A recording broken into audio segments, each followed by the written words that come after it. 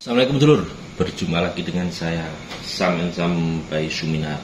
Salam satu laras, salam satu kokang dulur Nusantara. Nah, dalam kesempatan video ini kita ngobrol santai aja ya, sharing itu ngupas pedes lutung. Nah, pertama saya ucapkan terima kasih ya pada beli Harry Jagger yang sudah meluangkan waktunya untuk mereview, unboxing dan tes pedes lutung. Nah, terima kasih banyak Bli. Kesempatan video ini ngobrol-ngobrol santai sama ngopi, sharing ya. Ini kopi. Ya, sembari membahas masalah komentar-komentar di videonya Bli Jagger yang mungkin bukan klarifikasi, bukan menjawab pertanyaan enggak, tapi ya akan saya gamblangkan lah, itulah intinya, pokoknya biar mudah diterima ya. Nah, langsung aja ya biar nggak terlalu panjang videonya. Nah, termasuk sarannya dari Bli Jagger bagus sekali. Langsung saja ya. Yang pertama, saran dari Bli Jagger ini. Nah, masalah kokang dan ini. Nah, ini memang wah, saya akui Bli, makasih banyak ini atas sarannya ya. Karena saya terlalu memikirkan daleman, akhirnya ini terlupakan gitu loh. Nah, mungkin nanti di produksi berikutnya akan kita pikirkan lagi untuk ini ya. Nih, tapi untuk sementara ini mungkin kalau nanti kita sempat, ini hanya sifatnya akan kita kasih lubang aja. Nah, jadi nanti kunci L bisa masuk. Nah itu. Terima kasih Bli sarannya. Jadi saya terlalu memikirkan part daleman, saya terlalu memikirkan detail-detail sampai hal sepele yang penting ini saya lupa. Nah itu ya. Terima kasih Bli. Terus selanjutnya ada beberapa komentar-komentar ya. Beberapa komentar. Ini saya bukan menjawab, saya bukan membantah atau cari kebenaran, enggak. Istilahnya ya kita sharing karena saya sebagai pembuat, jadi mempunyai perspektif menurut saya gitu loh. Nah itu. Ini yang pertama, ini komennya nggak usah saya namanya saya tutupi ya, karena kita tujuannya nggak ada tujuan apapun ya. Ini komennya ini, sepertinya 11-12 chamber R1 dan GTO tapi harga lebih tinggi, keren ya. Nggak masalah, ini kan waktu itu ada di videonya Bli Jagger waktu unboxing, dan Bli Jagger sudah berbicara soal harga tanpa tahu assemblingnya seperti apa dalemannya. Nah, mungkin kalau masalah luar sekilas ya hampir sama dengan R1 dan GTO ya, karena memang kita itu satu machining di tempatnya Little Friend ya, tempatnya Ko Andri. Wah itu baik banget orangnya, itu baik banget, saya bilang baik ya. Nah, mungkin secara umum hampir sama, tapi kalau secara detail ya jauh berbeda. Nah, tapi itu juga terima kasih, jadi membuat saya mungkin nantinya akan improve masalah model. Tapi untuk sementara ini saya akan fokus sama spare part daleman yang bisa menciptakan keawetan yang lama itu ya. Oke, terima kasih ya. Nah, harga lebih tinggi. Jadi gini, mungkin pasarannya GTO, harga jualnya GTO R1 sekitar di 2.500.000 atau 2.600.000 ya. Mungkin sekitar itu, saya nggak tahu pastinya ya.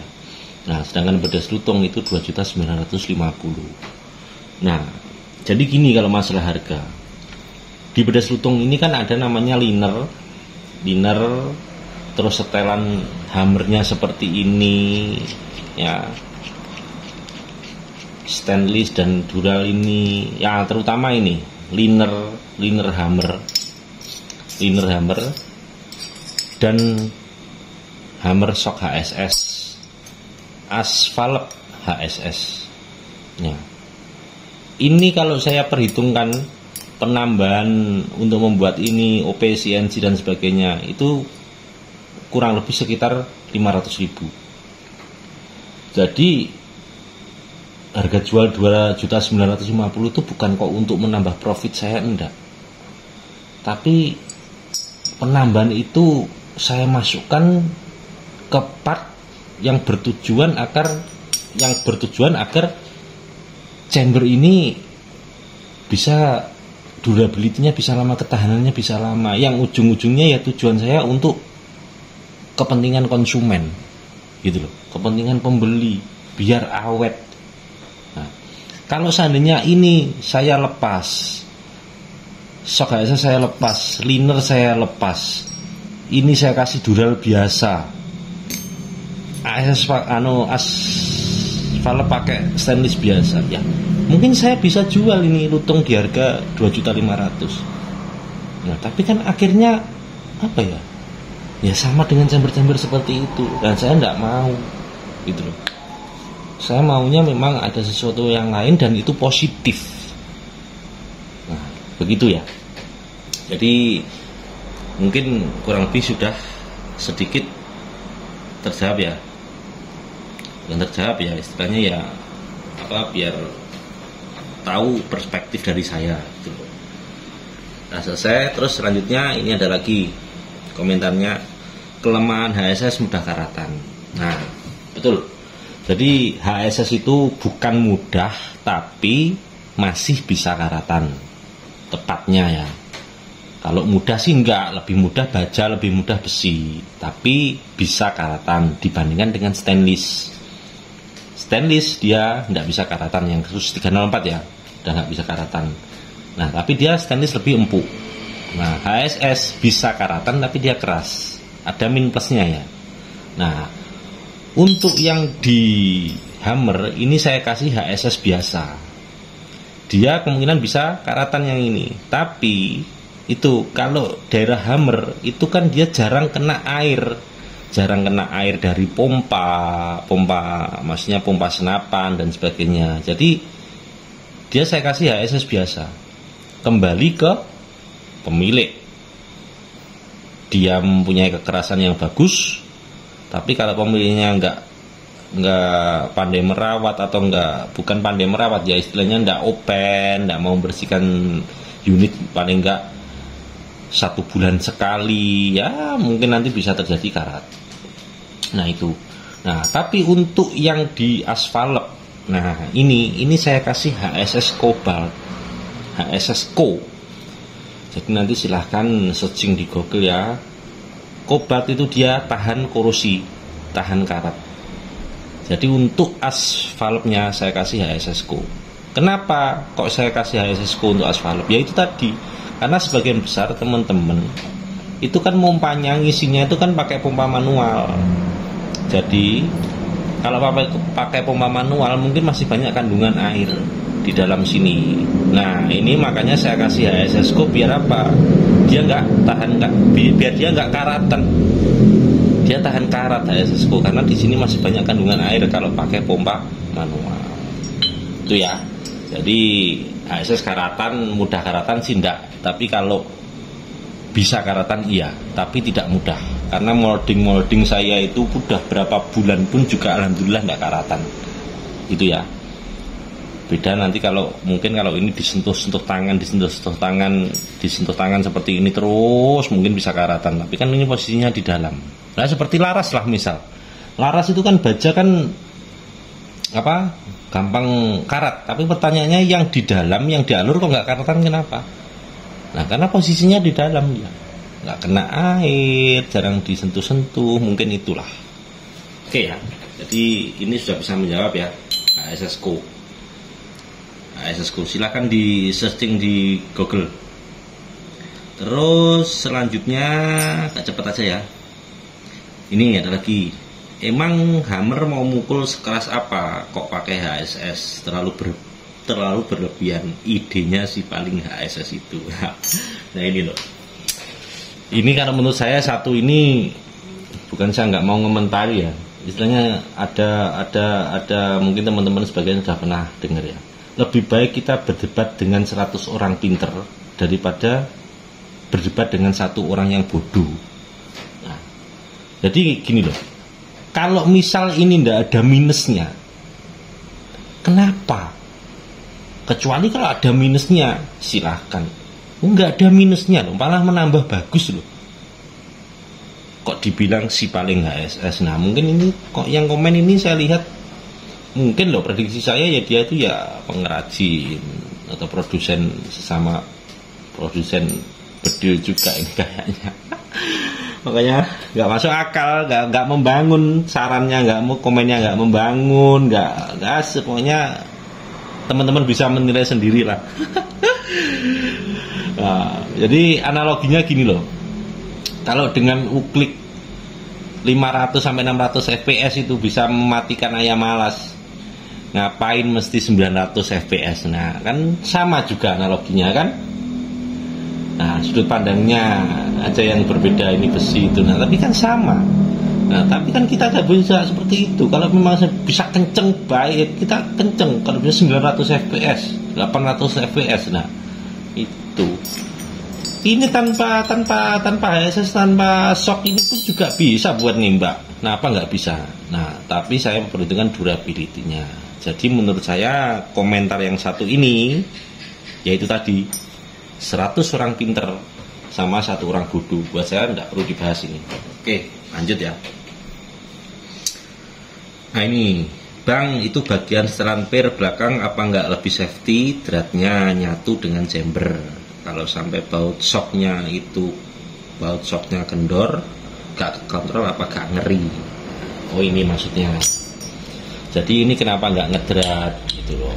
Jadi gini aja ya, langsung aja ya. Ini di sini tuh ada cowaan. Nah bila dimasukkan sini, cowaannya tepat di pengunci ini, jadi baut L dia masuk di cowaan. Jadi ini mau diganduli 2 orang atau 3 orang, berarti kekuatannya 200 kilo, 300 kilo, insya Allah aman. Apalagi kok hanya menahan per. Ya udah menjawab ya. Oke, lanjut. Terus ini, kayaknya kok magang itu apa? Mungkin nanggung ya. Oh ya ini sebenarnya serba nanggung dari segi cancel kokang. Ya memang saya akui kalau cancel kokang, saya akui. Lubang dari bawah ke ruang valve juga nanggung kecil. Oke, setelan hammer kenapa nggak stainless, padahal harganya 29, harusnya sudah tidak nanggung-nanggung. Laras masuk chamber juga nanggung banget, paling enggak 13 atau 14 biar kokoh. Oke, jadi gini. Yang pertama ya, kalau cancel kokang tadi di awal sudah saya bilang sarannya rejecter, oke saya terima. Cancel kokang dan ini nggak ada banyak, oke saya terima. Cuma kesalahan saya. Terus setelahnya ruang valve juga nanggung kecil banget, aman. Lubang dari bawah ke ruang valve juga nanggung kecil amat. Nah itu mau dibuat kecil atau besar sudah dites, alhamdulillah speednya pun juga sama, ataupun ya sama-sama dengan chamber yang mungkinnya dibobok dari bawah yang besar. Nah, jadi gini, saya dulu jualan pertama chamber kan itu ya, tadi saya bilang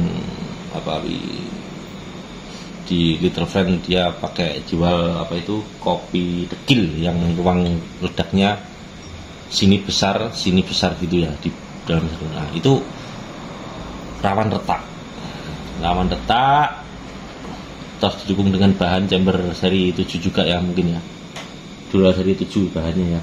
Nah itu, nah akhirnya saya sempurnakan dengan saya perkecil langsung nembak dari sini kecil, tapi dia langsung nembak ke bibir valve, nah itu.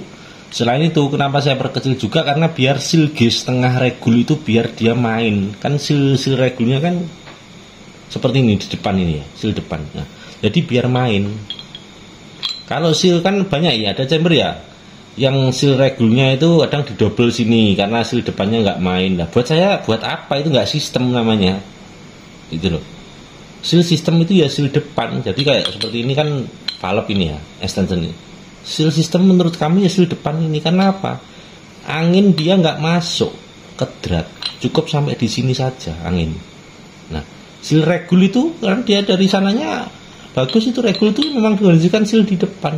Nah, jadi kalau sini saya bobok terlalu besar, satu minusnya ya, kekuatan atau body chamber dia akan turun. Keduanya seal tidak bisa masuk ke setengah, harus pakai seal yang double di belakang. Buat apa ada sistem itu? Nah, terus dari performa nanggung kecil kan, performa sudah terjawab di tesnya Blair Jagger. Alhamdulillah juga nggak pelan-pelan banget kok senapannya, meskipun ruangnya kecil. Oke, sudah menjawab ya. Terus tadi apa lagi?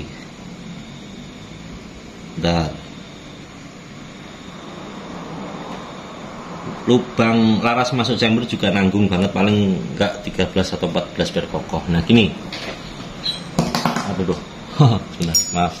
Nah ini kan bedas lutung ini saya ciptakan untuk hunting ya. Nah ini saya bawa 12 karena apa? Biar tujuannya laras OD12, laras OD13 itu masuk. Nah kalau laras OD13 masuk, kenapa nggak dibuat 13? Nah gini, menurut saya, sepengetahuan saya, bahan laras lokal itu 95% OD dan ID itu tidak center. Nah, jadi kalau laras ini saya buat 13 masuk laras OD 13, dia masuk langsung tanpa bubut. OD dan ID laras saja nggak center, berarti nanti kalau OD-nya dia masuk, ID laras itu nggak center dengan lontok, otomatis loadingnya nanti juga nggak center. Nah itu kurang maksimal. Jadi meskipun chamber sampean itu OD-nya 14 laras masuk ya, kalau bisa masuk laras masuk chamber itu ya tetap harus proses bubut biar maksimal, khususnya laras lokal. Nah itu ya, nanti ada tuh di Facebooknya 177 di Bajagat itu, dia ada dial laras antara OD dan ID itu tidak center. Nah jadi jangan sampai teman-teman ya, kalau teman-teman chambernya masuk laras OD 14 langsung beli laras OD 14 masuk, kurang maksimal itu nanti. Nah lutung ya ini, biar dengan maksud dari laras OD 16 sampai OD 13 dia melalui proses bubut biar lebih maksimal. Nah ini biar kokoh. Nah, masalah kokoh itu sebenarnya ada di penampang sini. Nah penampang sini, jadi misal gini loh teman-teman, misal ini teman-teman laras OD chamber ini, misal teman-teman OD 14, sampean masuki langsung laras OD 14, itu juga percuma, nggak akan ada kokohnya karena di sini nggak ada penampangnya. Nah kalau chamber teman-teman OD 14 ini laras OD 16 melalui proses bubut masuk, dia akan menimbulkan penampang 2 mili, 1 mili di sini, itu yang akan bekerja. Jadi bila mana jatuh, chamber jatuh laras kegencet gini, nggak akan bisa kegencet bagian sininya. Karena apa? Karena ada penampang kecil di sini. Nah, misal seperti ini. Nah, ini kan ada stabilizer laras ya. Nah, ada penampang ini. Nah, penampang itu antaranya lempengan ini sama lempengan chamber dia bertemu. Nah, ini kekuatannya istimewa dia. Jadi meskipun laras OD 16 kalau masuk chambernya OD 16 ya nggak ada kekuatan. Gitu loh. Nah, tapi kalau masuk chamber ini OD 12 pakai stabilizer gini, walah itu kekuatannya udah istimewa sekali. Nggak usah pakai stabilizer, OD laras masuk 12, laras OD 16 sudah tercipta penampang 2 mili di sini, udah kuat banget itu, udah kuat banget. Daripada OD 14 atau OD 16 laras juga OD 14 mau OD 16 langsung tanpa proses bubut, itu malah nggak ada kekuatan. Silakan dites, silakan dicoba, silakan diresapi ya. Oke lanjut. Nah, maaf Om, apa saya yang salah lihat apa gimana ya? Kemarin saya lihat di review Om Suminar, chamber itu yang warna silver, lubang valve-nya sama lubang tabungnya nembus ngeplong. Nah itu tadi bilang, itu saya di trial lutung pun sudah saya bilang ini saya perkecil dan sudah dikecilkan. Nah, kalau yang ngeplong itu mungkin dulu awal-awal saya buat channel, atau mungkin saya waktu awalan jual chamber yang saya bilang kopi dekil, mungkin yang dilihat itu. Mungkin. Udah ya. Jawab. Di sini ada lagi nih. Kalau menurut Kubli, jalur hammer itu yang baik adalah hammer yang menggantung, hammer yang gantung, atau tidak menempel pada dinding hammer. Karena gaya pegas dari pir akan maksimal. Namun jika dibuat sok rumah hammer dengan presisi, pasti akan mempengaruhi gaya pegas berhammer walaupun itu sedikit, dan harus jadi dibersihkan dari kotoran dari hammernya. Mengatur sangat presisi mungkin akan terpengaruh jika ada kotoran kecil. Nah ini namanya presisi itu kan berarti nggak bisa seperti ini. Ini bukan presisi. Kalau presisi itu mesti dia bisa jalan, tapi dia sangat presisi sekali, nggak seperti itu. Tapi juga nggak gantung juga.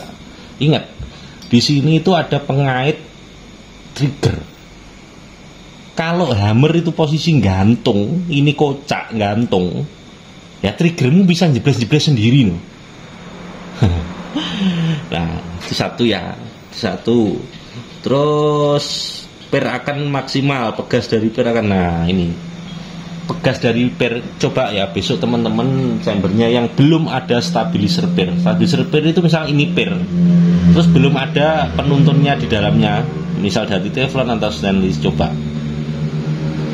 Kalau yang sudah ada itu stabilizer per itu coba dilepas, FPS-nya ditonton. Pasti nanti FPS-nya akan turun bila stabilizernya dilepas. Karena apa? Karena waktu dikokang per akan nekuk. Nah, kalau per nekuk otomatis pegasnya nggak sempurna. Beda kalau ada stabilizernya per yang di tengah ada asnya itu. Kalau pernya dikokang dia akan rapet tapi lurus, pegasnya akhirnya sempurna. Oke ya, yang menjawab. Lanjut. Udah habis ya. Itulah mungkin kurang lebih ya. Kurang lebih itu aja. Saya tak rokok dulu. 22 menit belum rokok.